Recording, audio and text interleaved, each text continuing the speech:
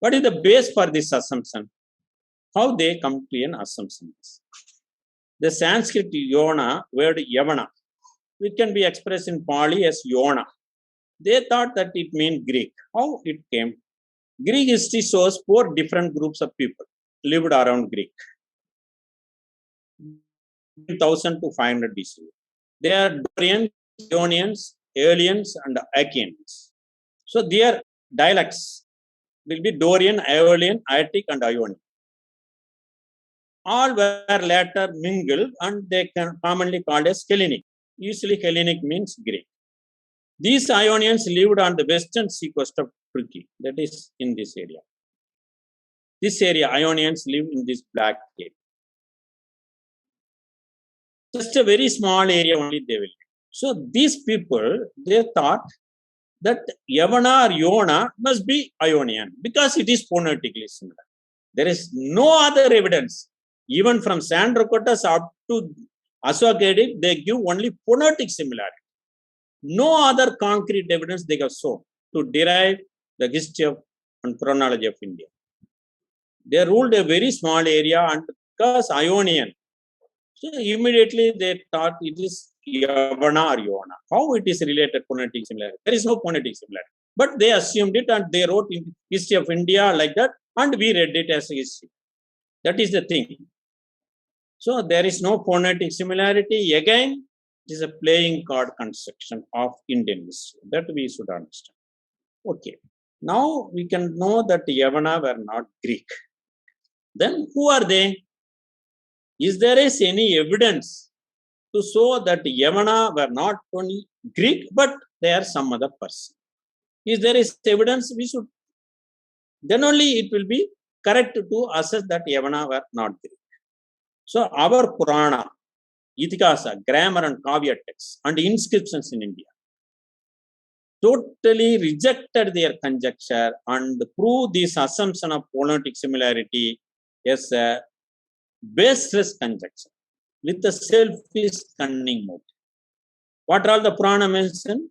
I narrate only a few Purana, not all Purana. Sri Vishnu, Agni Purana, Srimad Bhagavata, Brahmanda, Brahma, Garuda, Linga, Matsaya, Batma, Skanda, Harivamsa Purana.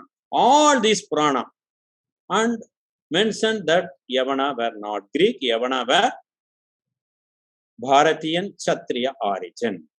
So they are Indian people, Kshatriyas, warriors. That we should understand. So these Purana narrate 3 important things about Yavana. Yavana were residing on the western part of India. You should understand western part, not beyond western part of India. They within the western part of India they reside and they are contemporary with King Sagara, who is a descendant king of Harishchandra of Ikshvaku dynasty. So they are ancient to Sri Rama period itself. And Kala Yavana Rajya was the northwest part of India. And Kala Yavana, their king, he was contemporary to Sri Krishna. So these things are narrated in Purana clearly.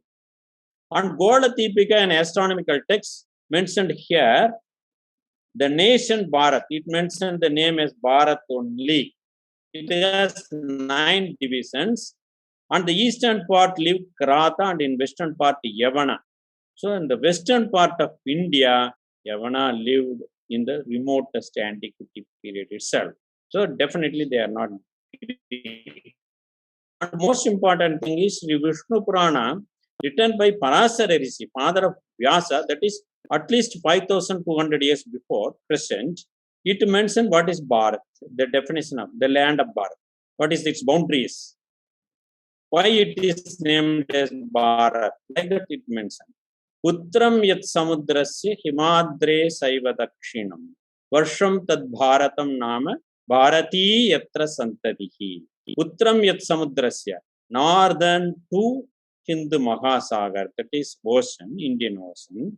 And Himadre saiva dakshinam. South to Himalaya. Varsham tad bharatam nama. That nation is named as Bharatam. And Bharati Yatra Santati, the progeny of that nation are named as Bharati. So we are all Bharatiyan.